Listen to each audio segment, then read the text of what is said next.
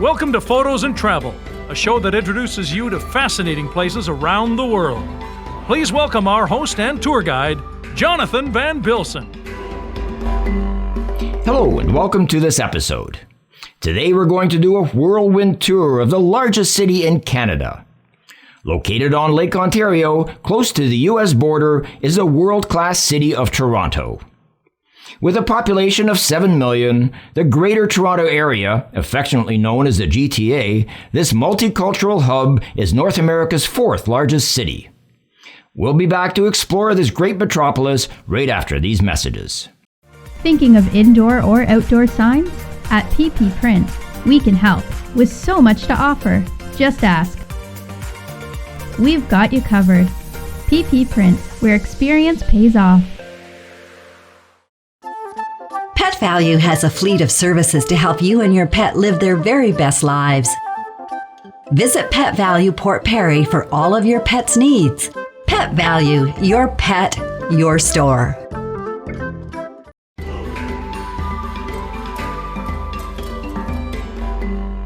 Welcome back.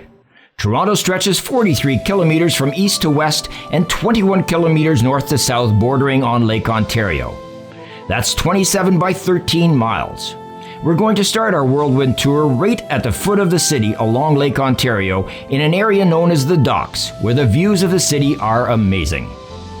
Toronto sits on the northern shore of Lake Ontario, the smallest of Canada's Great Lakes. There are spectacular beaches, kilometers of pathways, and an abundance of parkland where people can leisurely enjoy the serenity within a metropolis. The Port of Toronto is one of Canada's largest major inland ports.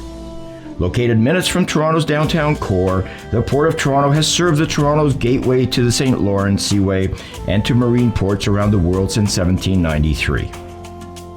Serving primarily as a bulk cargo destination, the port also welcomes cruise ships and passengers from around the globe through the cruise ship terminal. Cargo shipments to ports on the Great Lakes St. Lawrence River waterway generate $60 billion worth of economic activity and 328,000 jobs in Canada and the U.S.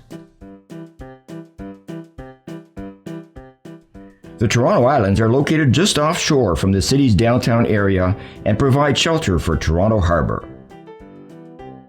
The islands are home to the Toronto Island Park, the Billy Bishop Toronto Airport, several private yacht clubs, a public marina, a year-round residential neighborhood, several public beaches, and Centreville Amusement Park.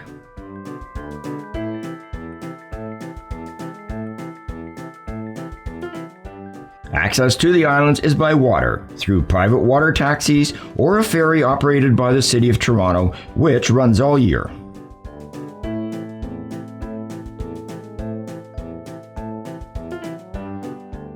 The Toronto Islands are a popular tourist and recreational destination. Bicycles are accommodated on the ferries at no charge and can be rented at Centre Island.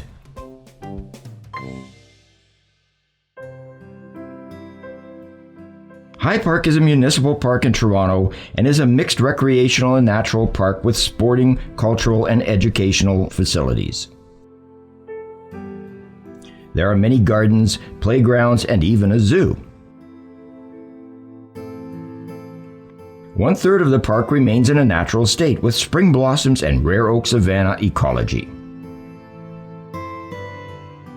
Hyde Park was opened to the public in 1876 and spans 161 hectares or 400 acres. It is the second largest municipal park in Toronto. Grenadier Pond is a favorite for canoers and paddleboarders.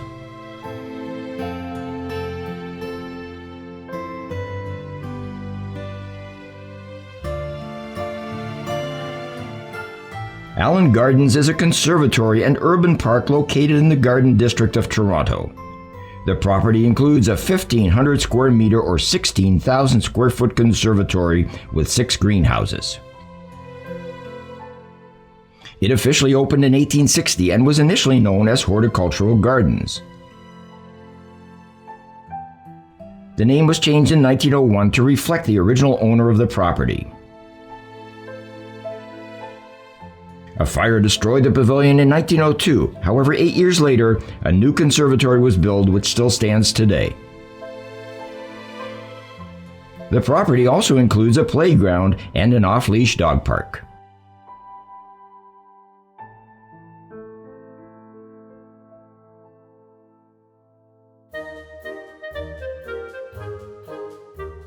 The Canadian National Exhibition, referred to simply as the X or CNE, was opened in 1879 and is an annual event that takes place during the final 18 days leading up to and including Canadian Labor Day, the first Monday in September.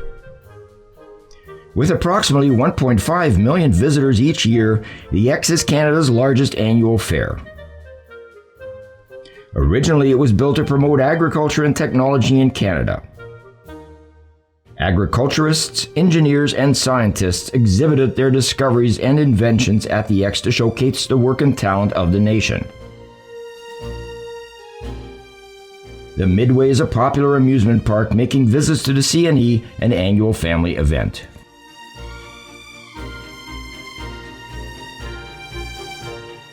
The Distillery District is a commercial and residential district and is located east of downtown. It contains numerous cafes, restaurants, and shops housed within heritage buildings of the former Gooderham and Worts distillery. The 5.5 hectares or 13-acre property comprises more than 40 heritage buildings and 10 streets, and it's the largest collection of Victorian-era industrial architecture in North America. In 2001, the site was transformed into a pedestrian area. The new owners refused to lease any of the retail and restaurant space to chains or franchises.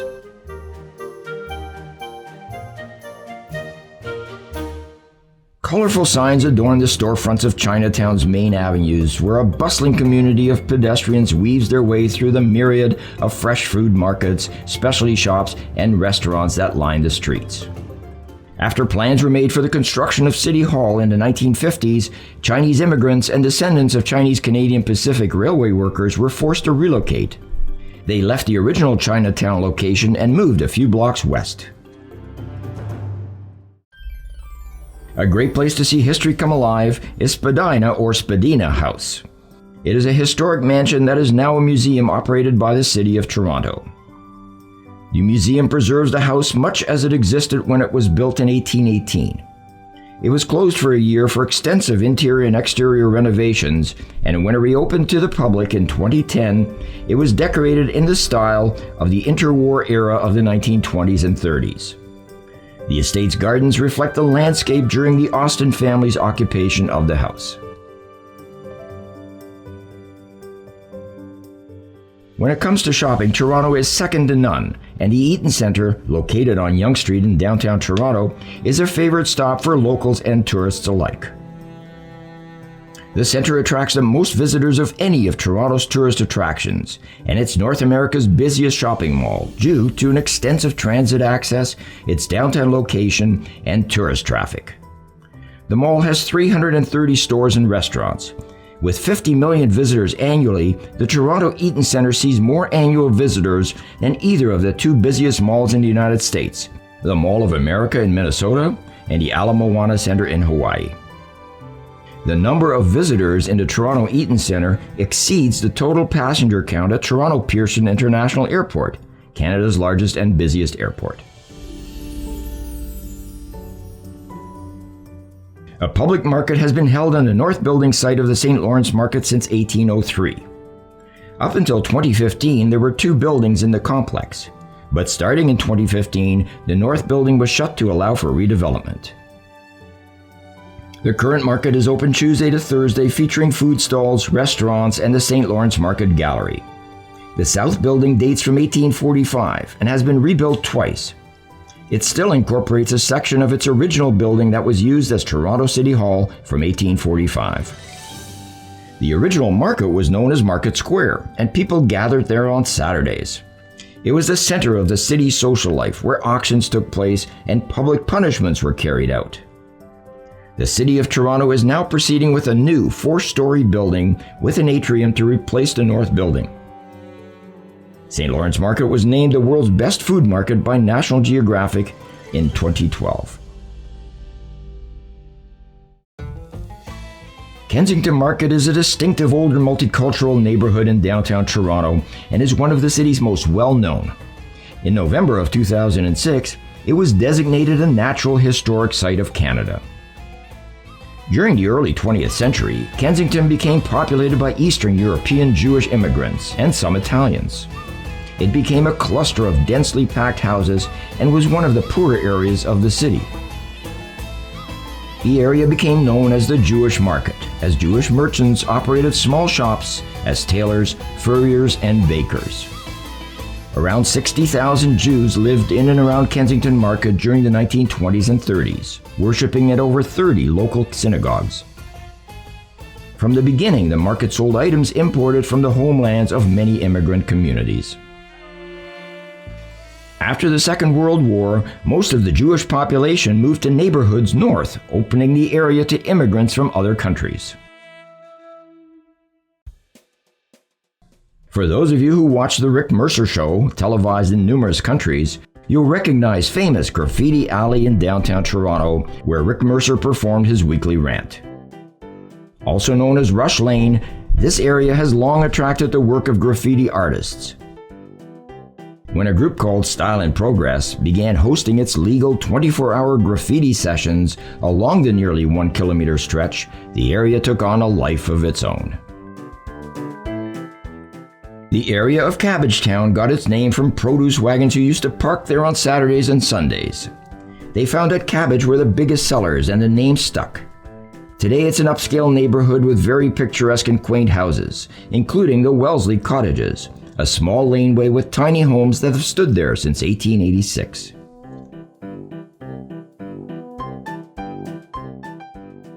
Also located in Cabbagetown is the Riverdale Farm, a working farm with a craft market that attracts locals, tourists, and school children. This area was the Toronto Zoo from 1894 until 1974. It is fantastic to see all the hidden enclaves, nooks, and crannies a city like Toronto has. Kensington Market was especially interesting to visit with its many eateries and little shops.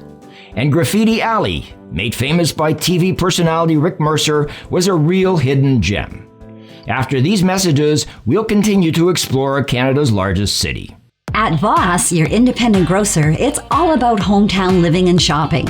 Owned and operated by Port Perry's own Terry and Christine Voss, the independent grocer carries many local items to support our town and its residents.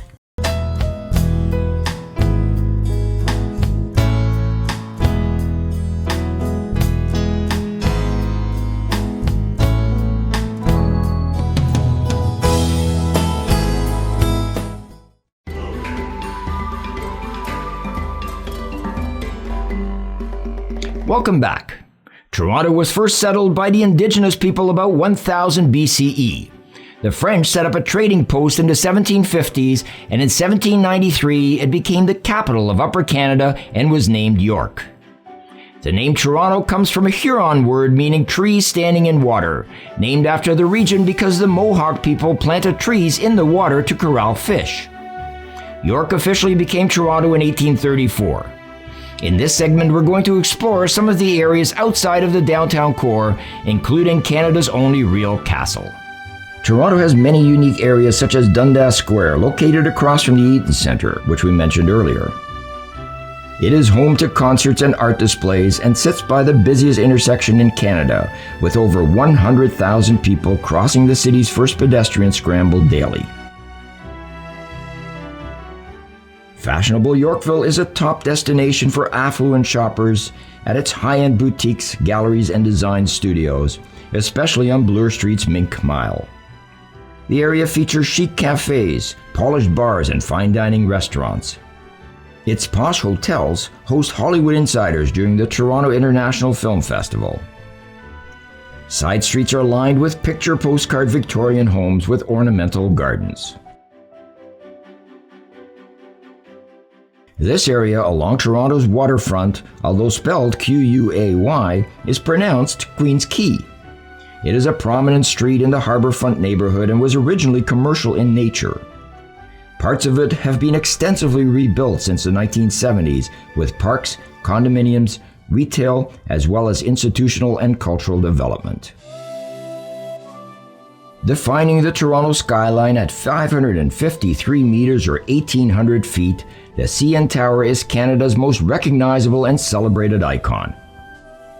The internationally renowned architectural triumph, an engineering wonder of the modern world, world-class entertainment, and dining destination make this a must-see for anyone visiting Toronto. Each year, over 1.5 million people visit Canada's National Tower to take in the breathtaking views and enjoy all the CN Tower has to offer, including the Edge Walk, which gives people an opportunity to stand outside on the highest man-made point on Earth.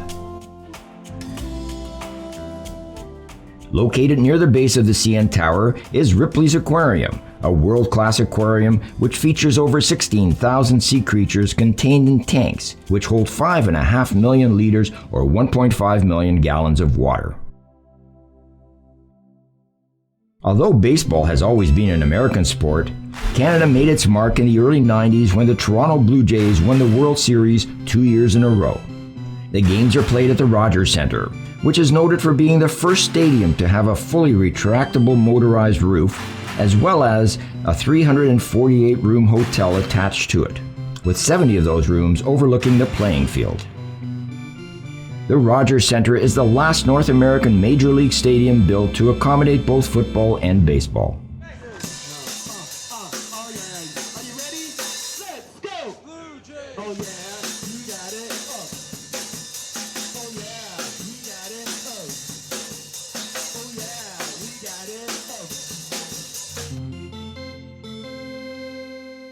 Of course, hockey and basketball are also major league sports played in Toronto, and Scotiabank Arena is home to basketball's Toronto Raptors and the National Hockey League's Toronto Maple Leafs.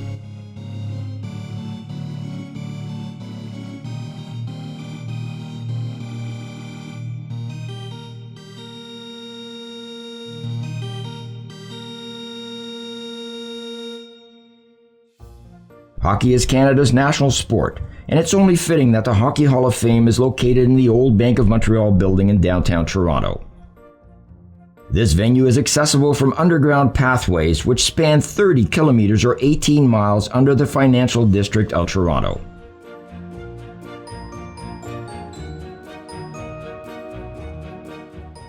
Toronto is also known as Hollywood North, and along with being the home of many film studios, it also has one of the world's most elite theater districts. The Mirvish Corporation, which owns several theaters, has been responsible for bringing live theater to the city. The theater district not only has numerous performance venues, but it's also filled with many restaurants and pedestrian-only streets.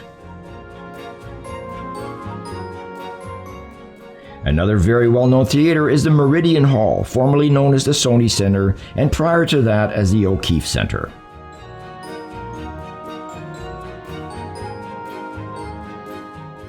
The city of Toronto is well known worldwide for its culture, and nowhere is this more evident than the Art Gallery of Ontario. The AGO, as it's affectionately known, is one of the largest art museums in North America, with a collection of close to 95,000 works ranging from cutting-edge contemporary art to European masterpieces such as Peter Paul Rubens' The Massacre of the Innocents.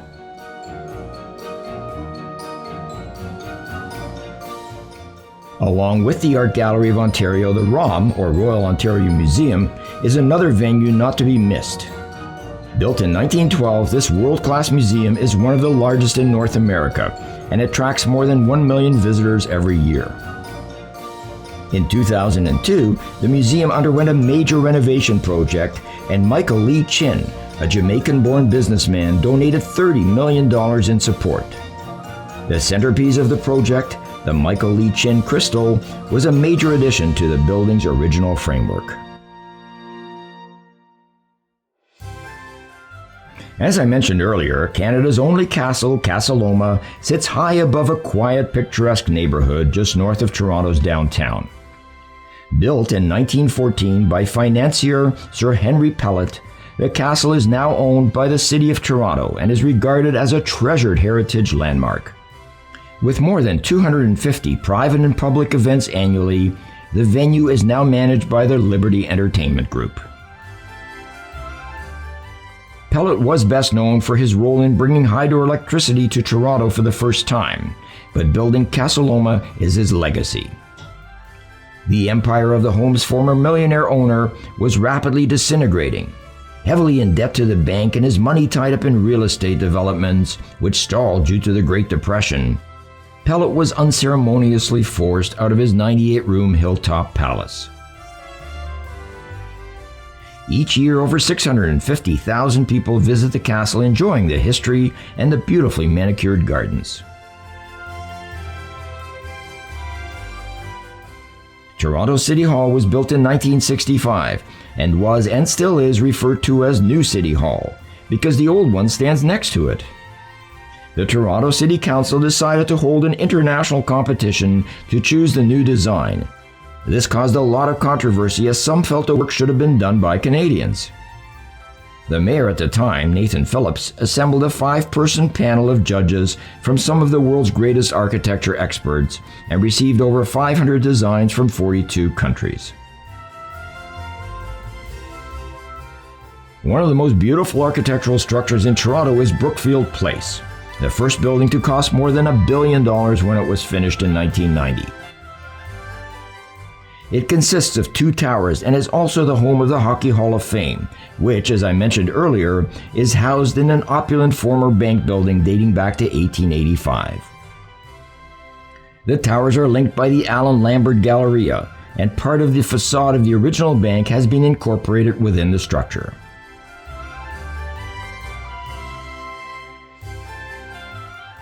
Most people refer to the Goodyear Building as the Flatiron Building, mainly because of its triangular shape. It is a historic office building completed in 1892 and served as the home office for the Goodyear and Worts distillery. It was built at a cost of $18,000, making it the most expensive office building in Toronto at the time. 10 years ago, it sold for $15 million. The fountain behind the Flatiron Building in Bursey Park features 27 cast iron dogs and was featured in the 2020 film My Spy. University Avenue, which leads to the legislative buildings at Queen's Park, was once 2 streets. In the 1940s, the houses were demolished, fences were torn down, and a boulevard was built in the center. Today, the street is lined mostly with insurance companies and hospitals. At the north end of University Avenue stands Queen's Park, the Parliament buildings for the Canadian province of Ontario. Built in 1842, the name Queen's Park actually refers to the public park built in an oval shape around the legislative building. Most residents, however, when they hear the word Queen's Park, turn their attention to matters of government.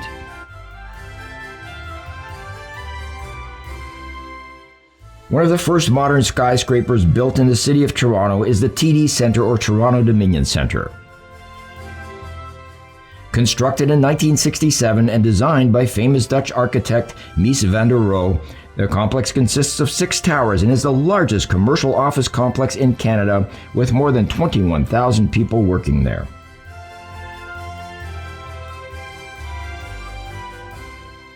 The downtown core of the city of Toronto has always had an excellent balance between buildings and greenery. Many artists have designed sculptures which have been placed throughout the city, including Tembo, Mother of the Elephants. And here we see 2 men bumping into each other, an appropriate name for this work of art.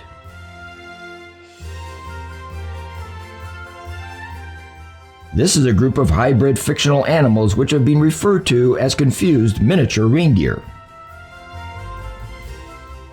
Here we see a sculpture known as The Community by Kirk Newman.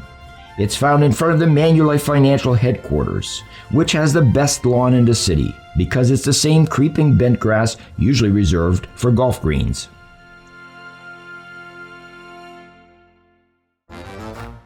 Toronto is a truly multicultural city with some great neighborhoods, such as Little Italy, which has a variety of interesting shops, tasty restaurants, and several events which take place throughout the year.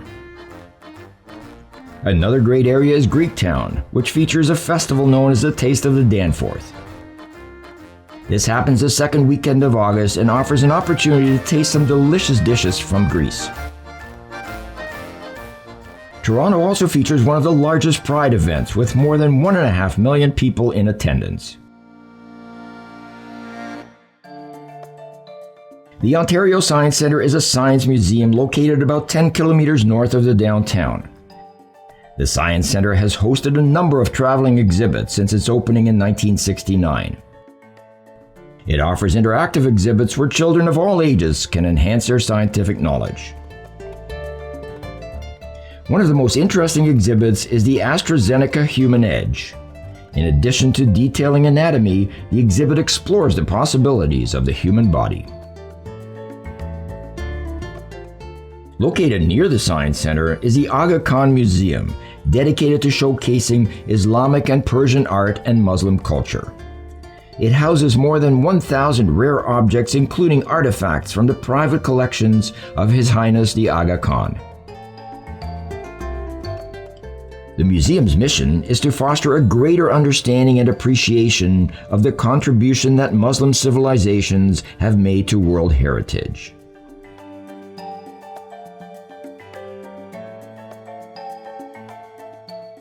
The museum collection and exhibitions are complemented by educational programs and performing arts events.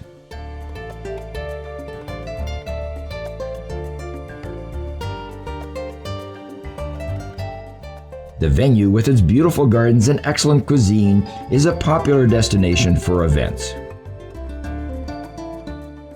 Our last stop in this visit to Canada's largest city is Canada's Wonderland, a large amusement park located just north of the city. The park, the largest in the country, has been the most visited seasonal amusement park in North America for several consecutive years until its temporary closure in 2020 for pandemic reasons. It features 17 roller coasters and an 8-hectare or 20-acre water park known as Splashworks. And that ends our whirlwind tour of the Greater Toronto Area. The different ethnic groups that have settled throughout the city make it a true melting pot and certainly a fantastic experience for anyone who wishes to enjoy different cultures without traveling very far. Before we go, I wanted to mention a great magazine I recently came across. International Travel News is an informative collection of travel articles, anecdotes, and useful information for anyone traveling or thinking about where to travel. Visit the website on the screen to request your complimentary copy. For photosNtravel, I'm Jonathan Van Bilsen. It's been my pleasure to be your tour guide today, and I look forward to our next adventure. If you enjoyed this program, please click the subscribe button and you'll never miss an episode.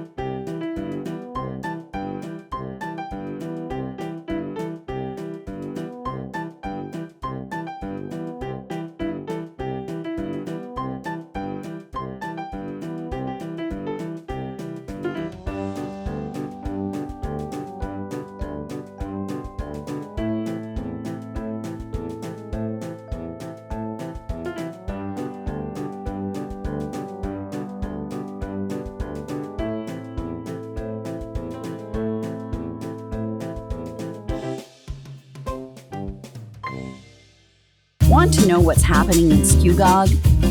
News and lifestyle, changes in business, and all the entertainment information you'll ever need. Plus, each edition has a new photosNtravel article. Look for your next copy in your mailbox. At thestandardnewspaper.ca, we try to show you the lighter side of our community workers and shed some light into their work in our community. With human interest stories on how the community gives back and reporting on legislation which affect us all, The Standard News is raising the standard in your community.